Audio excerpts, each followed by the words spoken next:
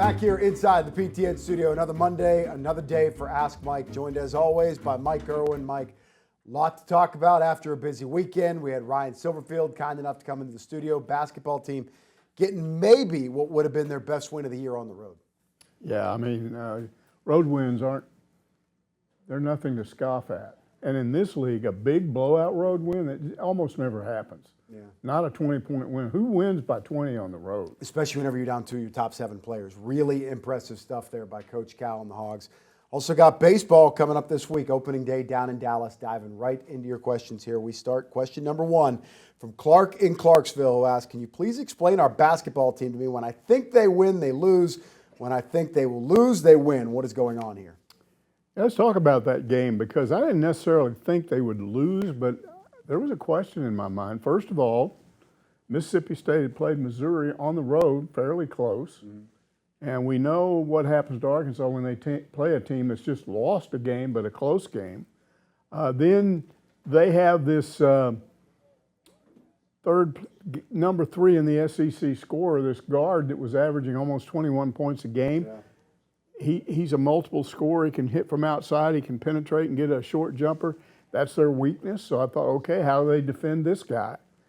And then just the fact that it was a road game. So and all in of a it, sleepy building too. yeah, A place that'll put you right to and sleep. then Arkansas historically has not played well in these 11 a.m. games. So there was all this stuff. And they did start off in a hole right off the bat, but it didn't last very long.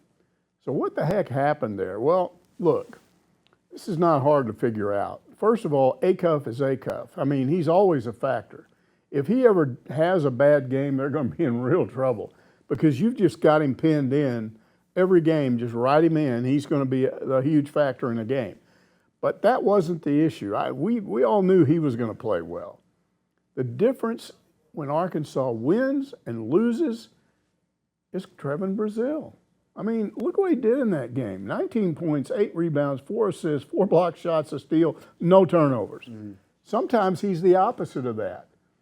And when it happens, they lose. What's going on there?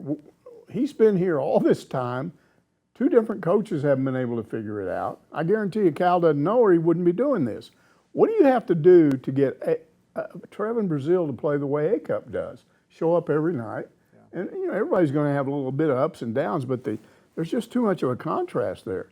And Brazile is hurting himself, because if he had played that way all year long, he'd be up there near a lottery pick. I don't even see him listed right now. So he's probably going to have to sign some kind of free agent deal, and you know, he'll sign with somebody, and he'll end up with the G Leagues, and we'll see what he does from there. He's still got time. But I'm just telling you, it doesn't matter the rest of the season, in NCAA tournament, whatever. Until he shows that he can play night in and night out, you're always going to deal with that. He just seems to be feast or famine. I remember back, beginning of the year, that Louisville game, they really couldn't stop him. That was one of their more impressive performances of the year. Second half, I think something happened. He might have rolled his ankle. Louisville kind of got back into the game. So, very valid point. They go as Trevin Brazile goes. One thing that I did want to follow up on here, the Darius Acuff thing. It seems like they're almost too dependent on him. I go back to the Kentucky game, and Acuff was getting the shots. He was getting to the basket, but they weren't falling. And what I mean by too dependent on him, it seems like when he doesn't have his game, there's kind of a little bit of like standing around watching, well, what's Darius going to do It next? definitely affects his defense whenever that's where you notice where he's a little bit off. He's not a real outstanding defensive player anyway, but yeah, in some of these games where he's gotten his points and gotten his assists, he just doesn't play defense the way you'd want him to. Why do you think they don't talk about him among the very best players in the nation? We were talking about this a little bit over the weekend. I feel like he should be an All-American. There's not 14 players in the country that are better than Darius Acuff. I'm not sure. 'Cause some of it could be they just don't know. They're not paying attention. I don't know. He is one of the best. When you look at his overall numbers, it's not just scoring, but when you look at what he does game in and game out, offensively, he's got to be right up there. Now, again, his defense needs to improve, but I don't know why that is the way it is. As we record this, don't know just yet if the SEC Freshman of the Week is out, but they might as well call that thing the Darius Acuff Award. He may not win it this week for no other reason than because Arkansas only played one game last week as opposed to the more traditional 2 games. Next question here coming from Sam the Lion, who says, I hope this was a wake-up call for Cal. Stop playing Knox and Wagner so much. We play a lot better with them on the bench. Richmond and Sealy are better options. Well, I would have no problem with this triggering Billy Richmond playing more because I think he needs to. I wouldn't. Sealy is a guy that hopefully can play more. But this idea that you just don't need those guys is idiotic because if you get into foul trouble, you're going to need them. You can't have guys playing 40 minutes like Brazil and Thomas did. If they do that 2 or 3 games in a row, they're going to be worn out. So you still need those guys. Now, as we tape this show, we still don't know if they're going to be back, but there was some indication that they might not be. So how long does this go on? And what's really going on there? I don't know, but I disagree with this notion that, okay, now we've seen what happens when they don't play, just don't play them. No, they're on the team for a reason, and you get into foul trouble with some of your other players, you're going to need that. You're going to need their help. It is a little odd that, there was no game. They had the bye week there with no midweek game, and then those 2 weren't playing. So were they dealing with something? Could it have, potentially been something else? Who knows? One thing I do want to follow up on this as well. Isaiah Sealy, should we call out Cal for this a little bit? That kid shows that he belongs. Yeah. He wasn't playing at all. Well, you could call him out for the same reason you could call him out for not playing Billy Richmond enough. Fans have noticed that all year long. Play him more.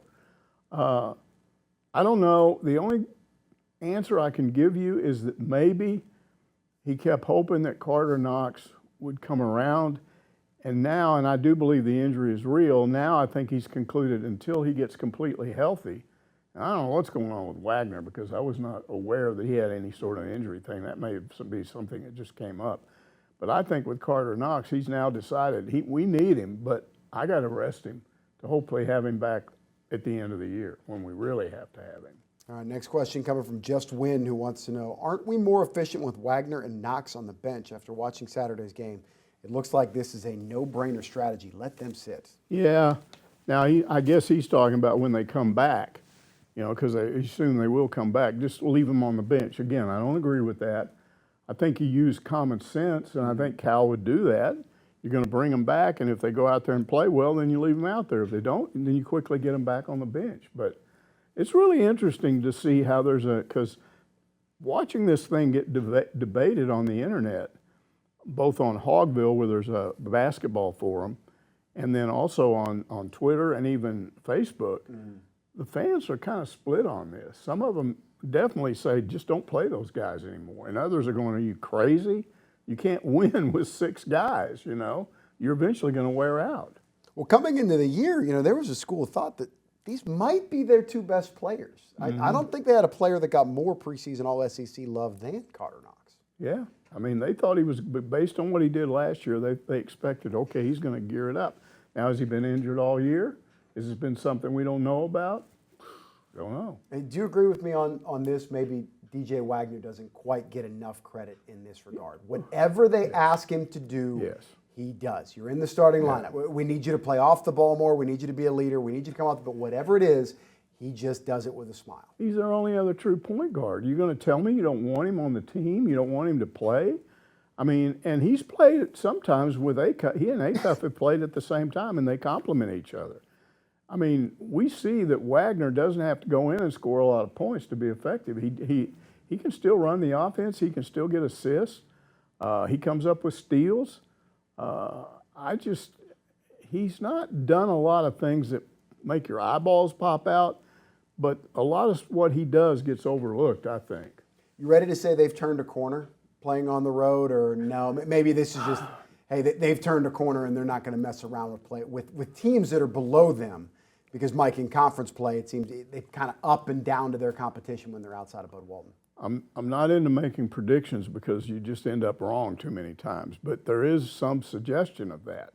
And it may be that the end result of this, even if when those 2 guys start playing again, if you're playing Billy Richmond more and if you're playing Sealy more, that might have been the little addition they needed to jumpstart this team and get it to play. Because again, I don't care who you're talking about. I don't care if you're talking about Florida or Tennessee or anybody. Who goes on the road in the SEC and wins by 20 against anybody? Yeah. It doesn't usually happen. If you're capable of doing that, then you should have a better record than you do right now. So what's going on? And maybe that little change triggered something. Yeah, and it was an impressive showing. You know, I'm a little bit bummed out at times with Arkansas basketball because it seems like twice this year they've been at a hurdle. And if they cleared that hurdle, it's like, hey, this is a top 10 team. It was the Auburn game, could have been a 3-0 conference start, kind of laid flat. That Kentucky game, there was so much buzz. This is our chance, top of the SEC. They let down. So my point here, that was a great response. I'm sure they had a long week of practice. Cal really got their attention. They very much performed like a team that does belong in this conversation among the top 10 teams in the country. Next question here coming from Niles Bohr. Niles Bohr?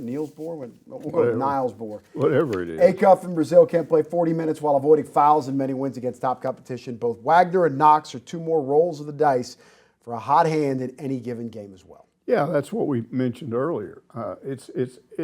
It's a foul situation that can come up at any time where you're going to need those guys. Got to have the depth, yeah. Yeah, I mean, you don't know. What if Billy Richmond gets in foul trouble? What if Thomas gets in foul trouble? Any of those guys. Doesn't have to be Brazil. And we haven't even talked about Malik Ewan. Right now, I'm not sure what his status is. We know he sat out most of the second half. And if he's injured, then you're really talking about an issue. Yeah, you're really thin in the post. Yeah, so I just think you just can't sit here and say those two guys need to sit when they come back, or I don't care if they come back, because I think it's an issue. Interesting to see Coach Cal, trying to fight something here, seasonality, right? Interesting to see Cal really toying with the lineups, but again, found some success. Really impressive win. That's a place that this team doesn't have anything to do with past Arkansas tradition, but that's a building that this program has gone into and they've struggled in over time. Very impressive win for Arkansas, jumping right back up near the top of the SEC. Time for a quick timeout here on Ask Mike. We'll be right back after the break. Back here on Ask Mike. Hope everybody out there enjoying some nice weather. Got the Winter Olympics on right now, Mike, but it just certainly does not feel that way. We got temperatures pushing 80 degrees in Fayetteville. We're only mid-February. Gotta love it this time of year. Next question coming from Hog Redneck, who says the defense had been so loose lately. I was worried going into Starkville. MSU had the SEC's number 3 scorer, but they really got after him. He wasn't much of a factor in the game. Good job, guys. Yeah, Josh Hubbard was averaging 20.8, something like that. They held him to 16. It's written 14 down here. That's actually 16. Shut him out. He was 0 for 4 from 3. And Cal did give the credit to Seeley. And again, talking about that a minute ago, this could be a jumpstart thing. This could be a thing that has him in the game more often, and not just from a scoring standpoint, but maybe when you need better defense, he's the guy you bring in there. So let's hope that's the case, because that was a surprise to me. When I started realizing, okay, they're going to have to play without these two guys, I didn't think about Seeley. And I certainly didn't think about him coming in and playing defense the way he did. So yeah, that was a big deal, what he did. Well, he's just been an afterthought. He's kind of been a garbage time player. So this was quite a different opportunity for him. You remember we were allowed to go in and watch, I think you were here. You weren't here when that happened? No, I think it was early summer, June-ish. We were allowed to go in and watch them. And a bunch of us walked away from watching that practice going, man, Seeley, I just thought he was a guy that's going to redshirt, not going to play at all. They're going to have him around for a couple of years, and then he'll maybe help him as a junior and senior. And I'm going, holy smokes, look at this guy. I mean, what we really noticed was his ability to set up other guys. He was just alley-ooping everybody. Boop, boop, boop. And then sometimes he'd do it himself. So we knew he had that ability. We didn't see him in games. And then you put him in a game, and he's doing it in a game. And we really love our own, an Arkansas kid doing big things. And local, not just Arkansas, but right here, right up the street. Yeah, you could practically spit on Springdale from where we are right here in the PTN studio. But yeah, Isaiah Seeley, looking like he could be a spark plug type player. Billy Richmond has been the spark plug guy, but hey, the more depth, the better. There's going to be some difficult situations as the season evolves. You're going to need these guys to be able to perform under pressure. Next question coming from Mousetown, a fan favorite, who asked, is there something going on with DJ and Karter? There's a lot of internet chatter about them not being hurt at all, and the Cal benched them for some other reason. Yeah, again, internet. Here's what internet rumors are. They're just that. I mean, there's no way to confirm any of that stuff. And I personally don't believe it in this case. I believe they both made the trip, right? Yeah, they were both on the trip. I think a better explanation is that whatever's been bothering them has to do with this injury.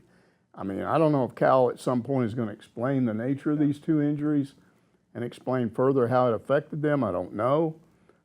Coaches tend to be mum on injuries while people are injured. You know, then when they're okay, maybe they'll talk about it. So hopefully we'll get some information on this. But I'm not buying this thing that somehow they were mad at somebody or mad at each other, or they got in a fight, or their teammates don't like them, or any of that stuff. All that makes no sense.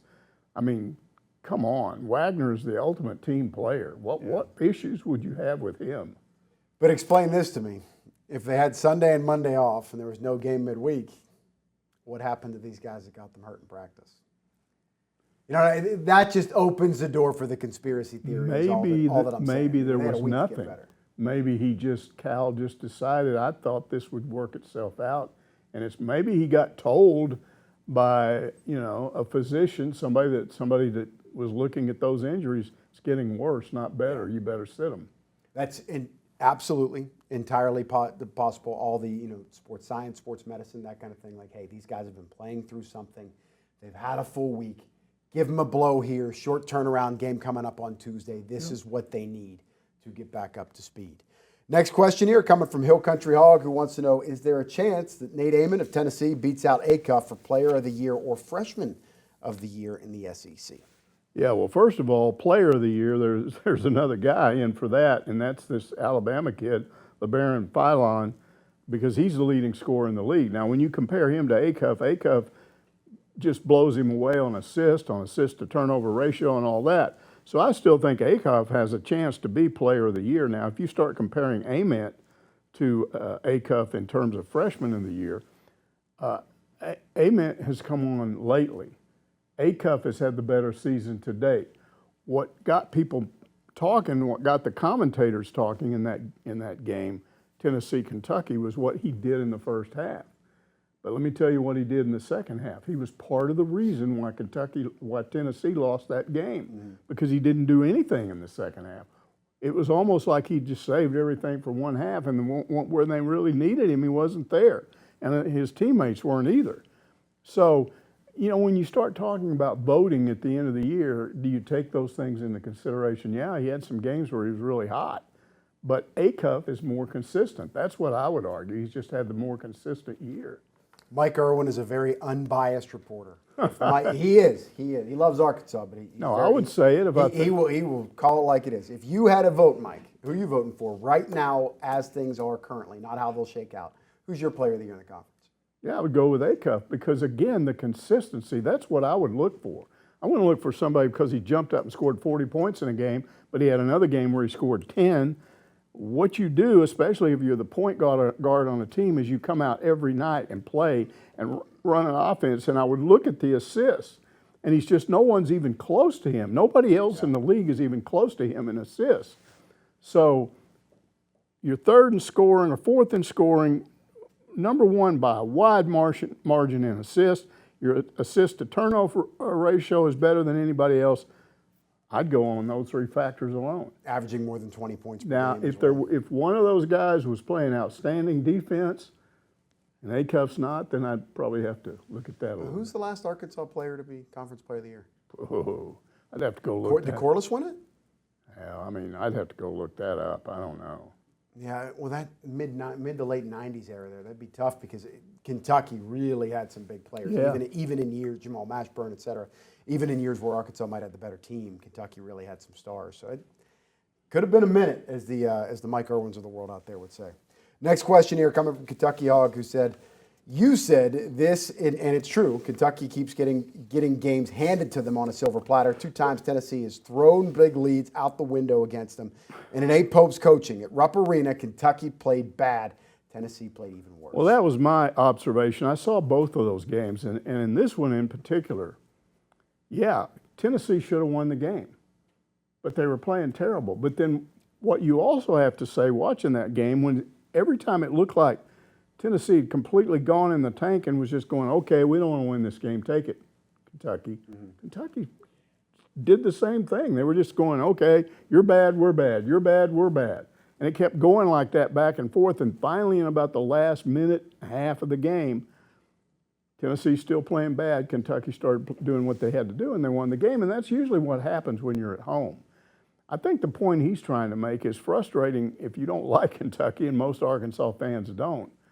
What's frustrating is that a lot of people don't think they're as good as their record is right now because they remember some of the games when they were awful.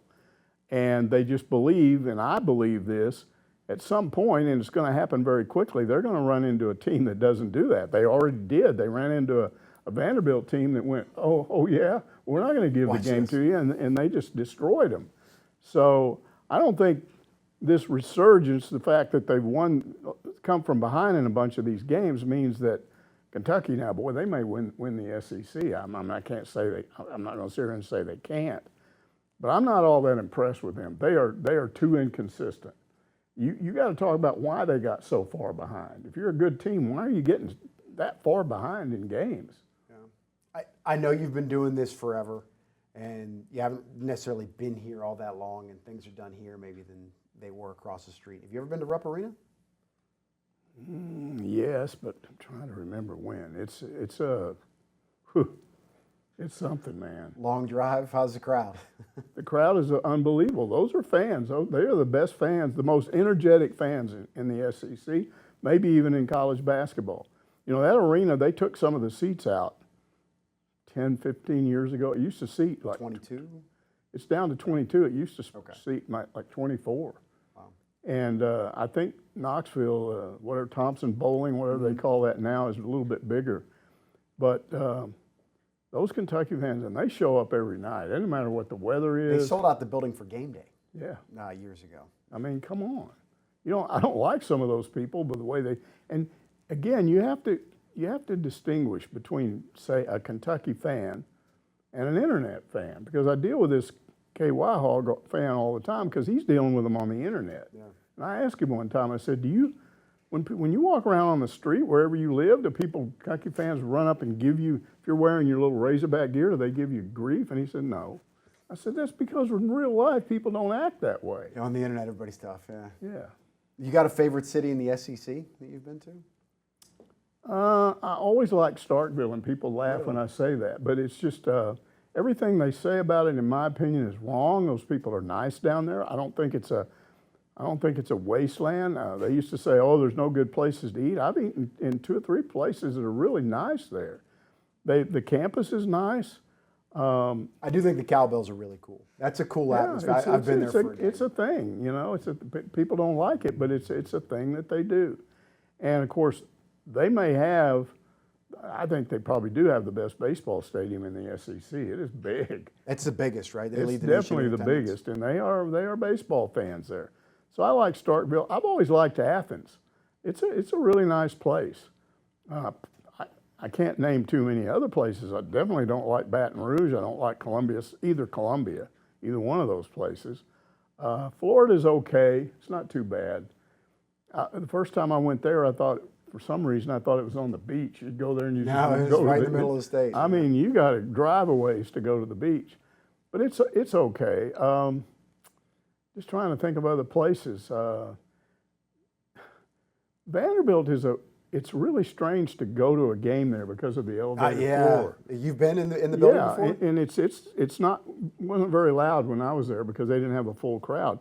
But it's just a weird experience. But it's an older facility. It looks like an opera house. It's very odd. It's a very strange looking thing. Probably the weirdest place I've ever been, though, it wasn't in the SEC. It was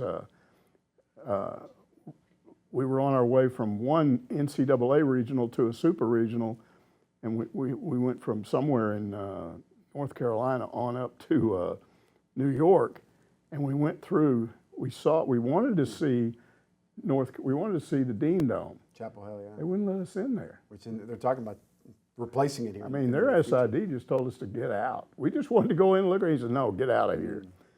And then, so we went over to look at Duke's campus, and we were trying to find, you know, that awesome place that everybody talks to, Cameron Indoor. And we got directions and we couldn't find it. And we were like, where is this place? And finally a student walked by and saw us, and he knew he said, what are you looking for? And he said, we're trying to find Cameron Indoor. And he said, turn around. We turned around, and from the outside, it doesn't look like a Almost basketball. looks like a classroom. Yeah, just a typical classroom building. But when you go in that place, ooh, history.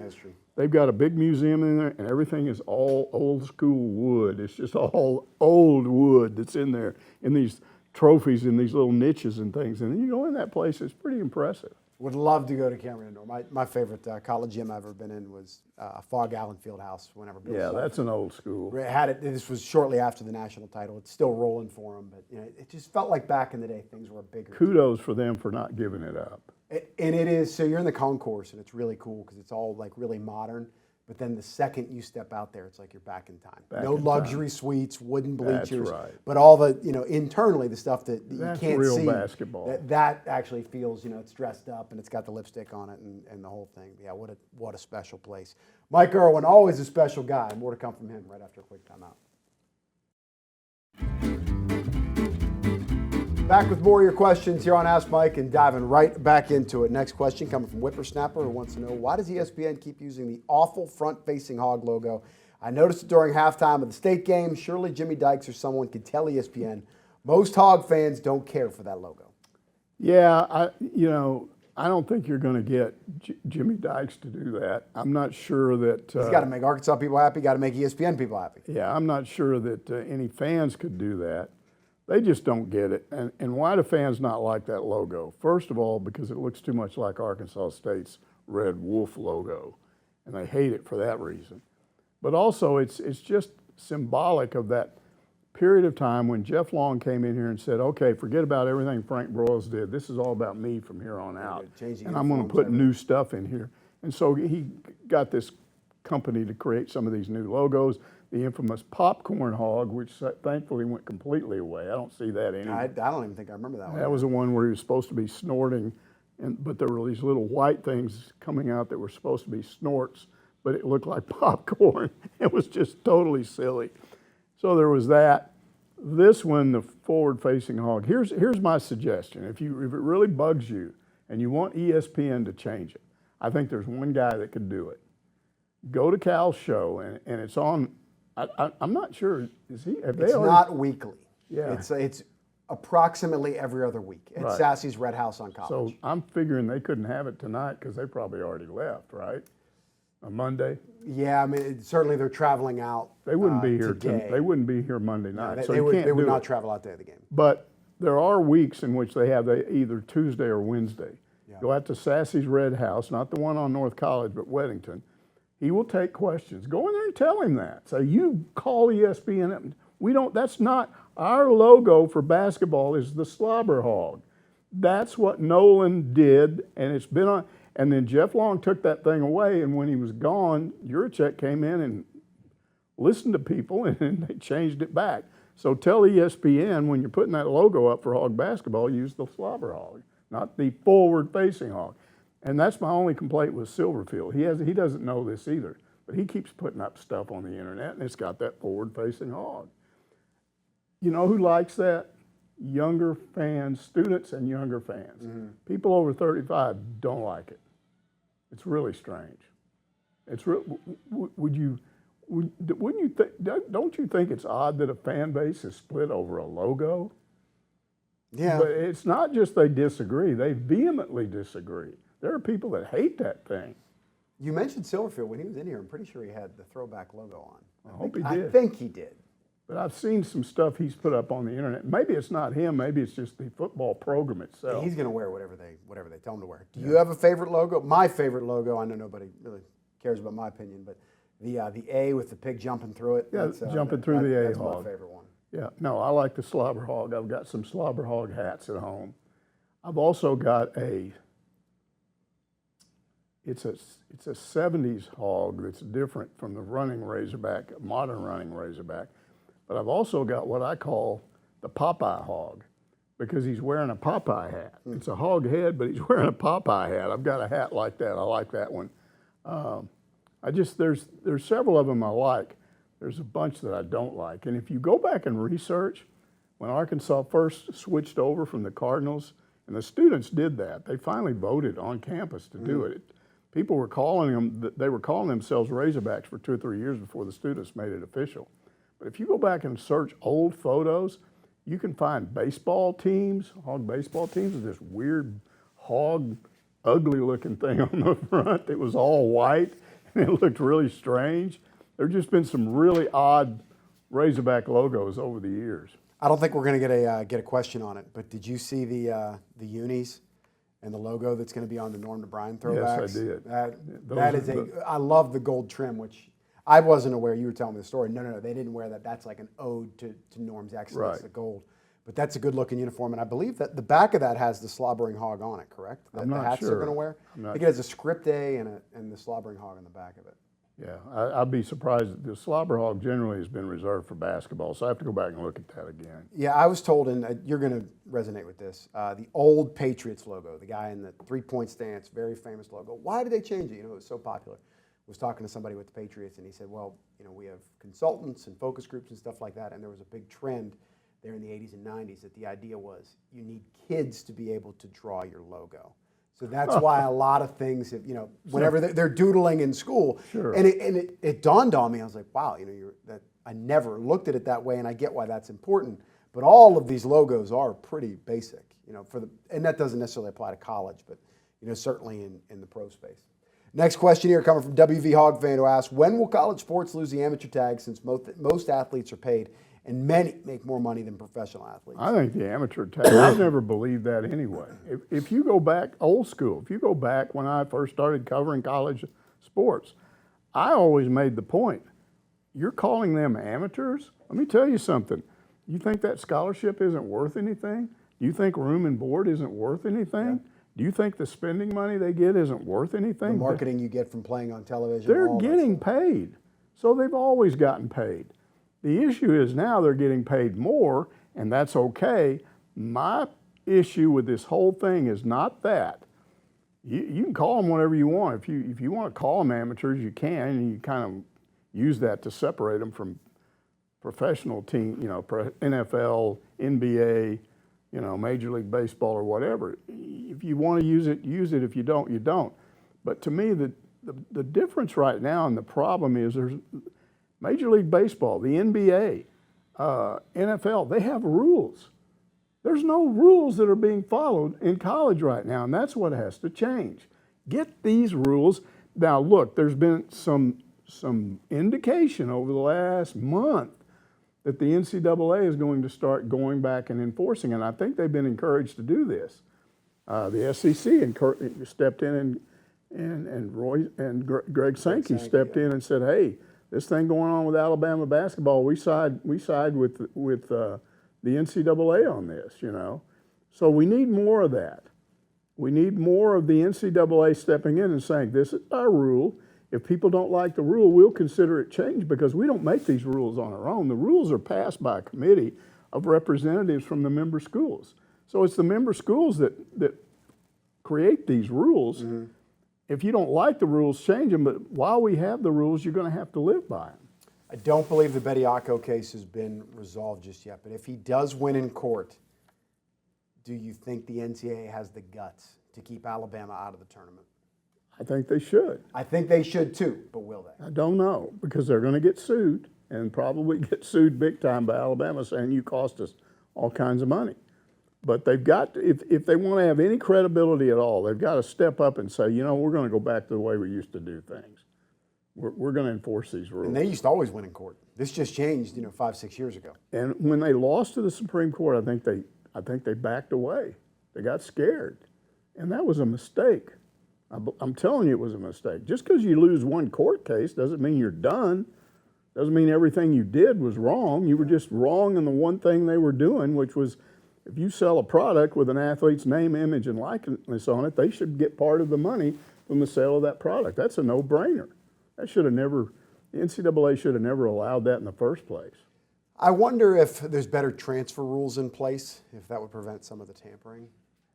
That's How exactly they enforce that, but will a kid really be willing to sit out a year for a big payday? Well, that's the other thing that needs to change. They've got to address this somehow, because that's the other part that's not like other professional sports. If I sign with a team, if I'm drafted and I sign with the Dallas Cowboys, I can't play there for 2 years. Thinking the second year I'm really good, I'll just jump over here to the over to the Steelers or the Patriots or something. You can't do that, but you can do it at this level, and that needs to change too. I think that even more so than the NIL stuff, the transfer portal is the issue. I don't know why they can't enforce it, but something. I mean, hell, Mike, we just saw with the Duke quarterback who had a contract, Darian Mensah, and Miami steps in and says, "Don't worry about that. We'll pay that out. We want you." And that was wrong. I think they should. Of course, that was Duke. They should have fought it themselves. I think Miami just paid up and said, "All right, Duke, what do you want to drop this lawsuit? We want the kid, and we're going to take him, and you're not going to win in court." And money shouldn't always be the answer, but it just feels like it always is. Next question coming from Edward Clutch, who says, "I just watched the interview Big Trail Nation did with Coach Silverfield and thought it was very good. One of the things that really stuck out to me was Peyton Hillis saying previous staffs never reached out to former players or made them feel welcome within the program. Any idea why that was an issue with Pittman? It makes one wonder what was going up on the Hill the last few years." This also happened. Joe Adams, Jarius Wright, one of those guys a couple years ago, basically said the same thing, that they weren't welcome. Well, first of all, credit to you for that interview. I was talking to you a couple of weeks ago and complaining because I said Silverfield needs to have a press conference about this portal class. Mm-hmm. He needs to get out there and talk to people. And then you came back a few days later and said, how about a one-on-one? Because that's even better. I think what you noticed was the day that Silverfield was announced, Peyton, you were on with Peyton, and he was very critical of that. He was, why do we want this guy? You were up here with us too. Yeah, why do we want this guy? And if I may interject, it wasn't anything against Ryan. It was, wait a minute, what happened to Alex Golish? Why are we getting left out again? That's really what it was. And so I think what he was complaining about from the very beginning was this is just another guy that's going to come in here and ignore the past, bring his own stuff in here, and recreate something new and tell us everything that happened before I got here is no good. And I was told that Silverfield became aware of that and wanted to reach out to him and wanted to tell him, this is not how we feel. And so now they've done that. And he basically in this one-on-one, or when you guys sat down with him, said, I want other guys you played with. Now, they need to go a step beyond that because Cal has already done this. Cal has already brought in guys from that national championship team. Corey Beck is there all the time. Yeah. And here's why you need that. Because with the portal, you've got too many people that come in here and don't know anything about the history of the school. You bring people in here that have won big here, and then you say, hey, we did it back in the old days. We did. And this is how we did it. And if the players have any sense, they'll listen to them. So you need to do that, and I'm hoping Silverfield will do that. Yeah, credit to Peyton Hillis, who has been talking with Ryan Silverfield and was able to bring him on. And we really appreciate the time from both those guys. And credit to Ryan for, if you think for a second that he didn't see that protest on campus, and that he didn't see some of those comments on Twitter, of course he sees it. And it's his job to ignore it and try to change those opinions. And I do think he's done that. He's undefeated now. Maybe the tenor will change whenever they start playing some games. The other part of that question is a puzzler to me because I never understood it myself. What was it about Pittman where he was perfectly willing to bring in guys that were here when he was here as offensive line coach or after he got here as head coach? But if you were played for another coach and he wasn't around, he wasn't interested in you. And I never understood why he didn't make a bigger deal out of trying to get in-state players. If you were an in-state guy and you didn't, if they reached out to you and you thought, well, this other school's, Ole Miss is offering more money, they didn't want to get into a bidding war with them, and I never understood any of that. Someday I'd like for him to explain that when he finally goes on the air and talks about some of this stuff. Yeah, I feel like a lot of coaches do this. Whenever they get into trouble, when it's harder to win, what do they fall back on? They fall back on experience. They fall back in age, whatever it is. And that's what I think the program became. Whenever they started to struggle, they wanted older players, not Arkansas players. The main reason why Sam Pittman got that job, the number one reason, was after Yurachek wanted to hire Barry Lunny Jr., was very impressed with the interview, and the Board of Trustees told him no. He had been bugged by all these former players who said, We'll die for this guy. you need to bring him back in here. You need to bring, and Yurachek knew that. He knew that Pittman was popular, and he turned to him, and that's the main reason he got the job.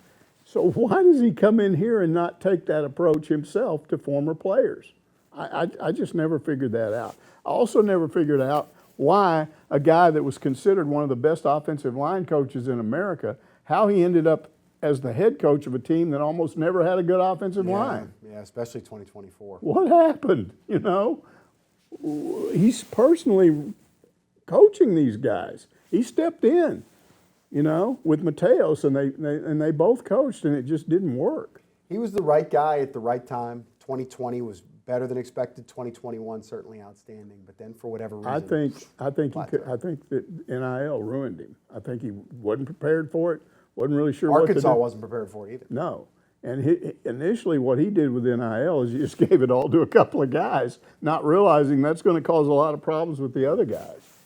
All right, time for one last break here on Ask Mike. We'll back to wrap things up right after a timeout.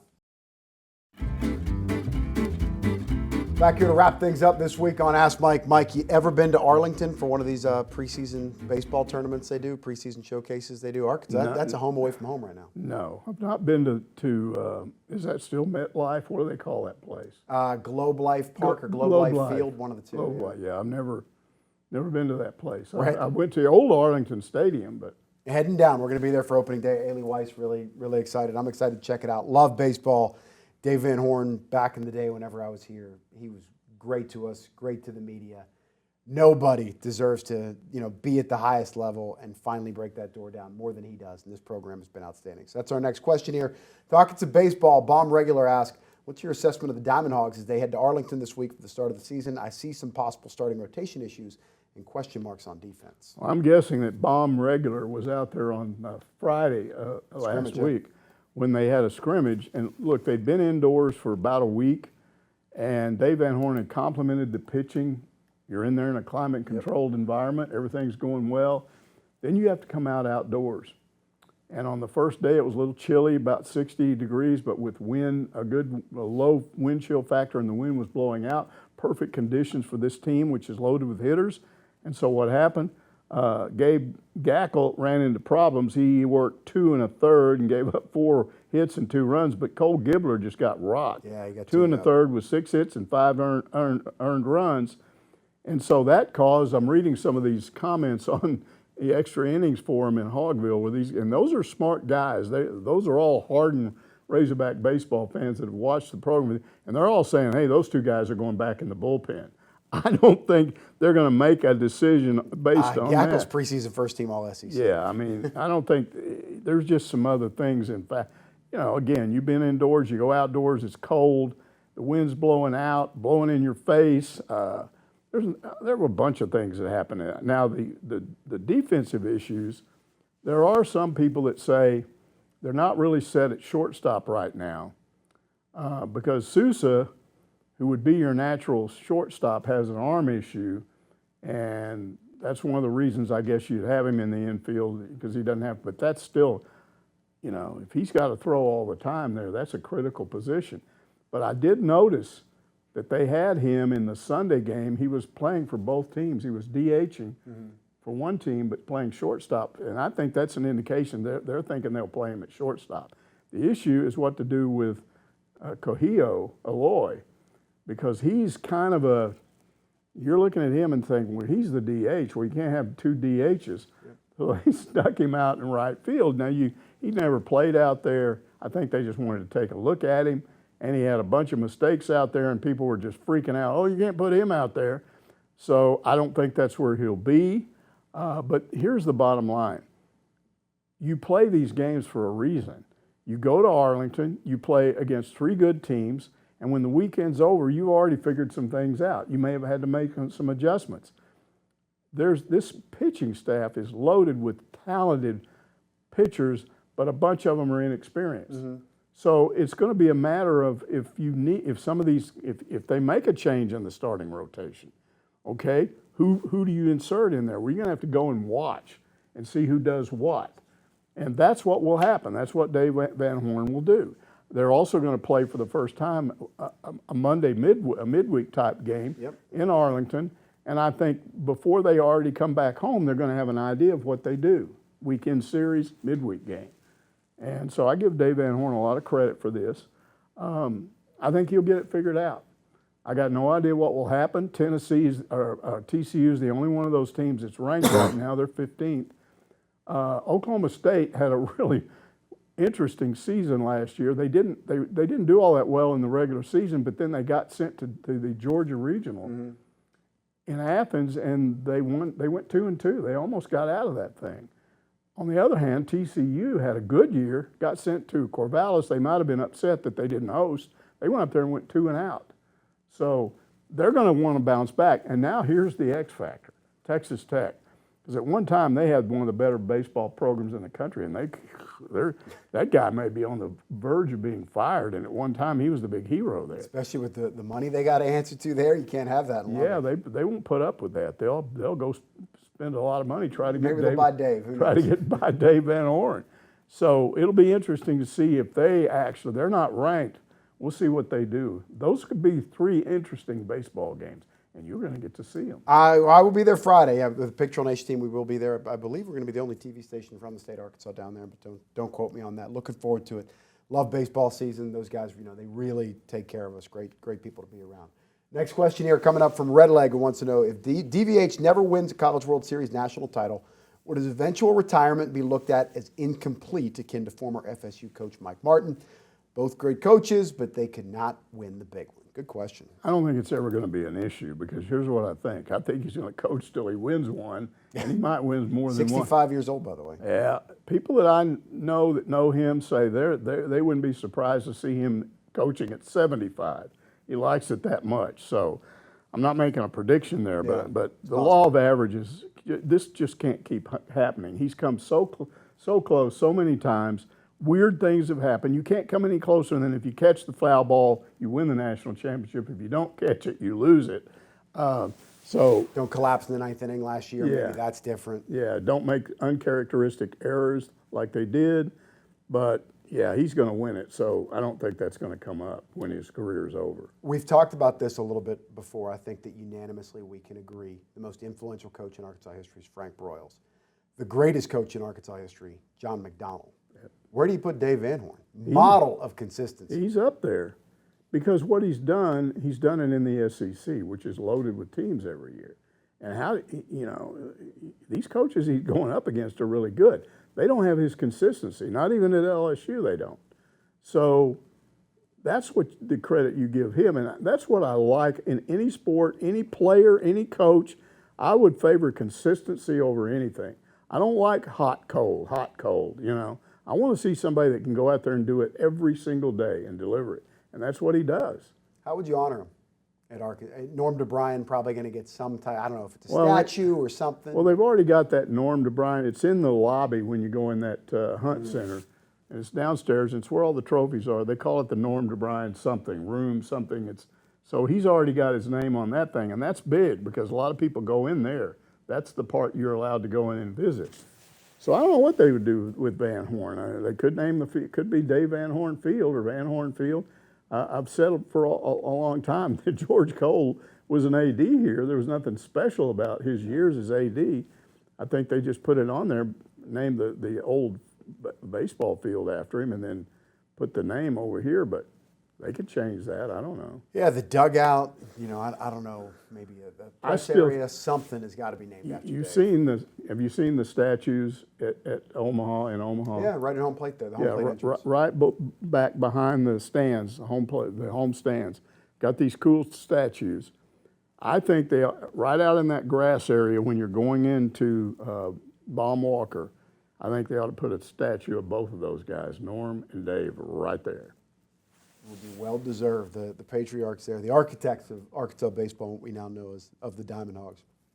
Final question of the week here coming from Eddie Kane, who says, apparently there's a big controversy among at least some fans over the new video board going up at Baum Walker. What is the objection? Is it a bad idea? Well, there's so much misinformation about that. People get on the internet and they don't know what's happening and they start speculating. Or they hear one thing and they believe it to be true. So here was the big objection when it first came out. Oh, they're going to put it over there and block the hog pen. They're putting a video board out there and blocking the hog pen. It's in the corner, and it's even to the if you're in the batter's box, the right-handed batter's box down the left field line, it'll be inside the foul pole, so it's not going to block anything.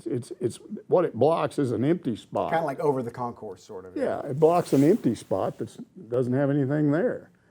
So that's not an issue. And then the other thing they're talking about is, well, if he spent that much money on that thing, he's not going to spend money on things we really need. And there's no evidence of that either. My guess is, and I haven't asked anybody about this, but my guess is somebody will sponsor that board. You know, they'll pay for it and they get their name all over it, some business or a corporation or something. What it's being put up for is those people that sit in those high dollar seats next to the hunt center. There's a concourse up there. They got a name for those seats. I don't remember the names. But those are expensive because you're right up there next to that thing and you can look in the window. Full bar, it's nice. Yeah. I was just in there last week. Oh, yeah, it's really well done. Really nice up there. So you sit out there and you're perched right up above that right field fence. Well, your regular scoreboard's over here, so you can't see it. So now they'll be able to just look across and there it'll be. So it's being done for those people. I would like to, and I know all the money's going to the players now, but I would like them to do something where they can connect left field to right field. You know, so you don't have to. I've heard years ago. Yeah, I think they're going to do that. They're going to come with a concourse maybe that goes behind the scoreboard and the big green board, whatever they call that thing, the backboard behind the batter's eye. Batter's eye. They go behind that, and then it'll connect you across, and then you'll be able to, no matter where you are, you can go all the way around the stadium. Yeah, you know, whatever, a beer garden, a little restaurant out there, you know, something, and if you want to hang out in center field. But hopefully it doesn't impact the hog pen. Hopefully it doesn't impact Lake Norm, which could get. I think that's a new tradition here, right? Like they win a regional, they're jumping in the water. Jump in Lake Norm, which is kind of dirty out there, but whatever. Yeah, but that's all. I mean, all part of the lore. There's a sulfur smell out there that you don't want to smell. We all know what's sulfur. And you know that comes. You know where that drains? It drains all the way from the top of that hill up behind football. There's a tunnel underneath the football stadium and underneath all of that stuff over there. Wow. And supposedly, if you go in that tunnel, I've been told that Frank used to hide stuff in there when he wanted to sell this stuff. It was no longer useful, like track hurdles and old football equipment and stuff. So he wanted to sell it, but he couldn't right away, so he just stored it in there so he could do it, and then it just got left there. So I don't know if that's true or not, but that's supposedly the rumor. Maybe that's where the old football museum is. It could be. Yeah, be honest. I don't. Hopefully, they don't have the national championship trophy down in that tunnel. All right, out of time here this week on Ask Mike. He's Mike Irwin, as always, doing a fantastic job. Be sure to check us out next week.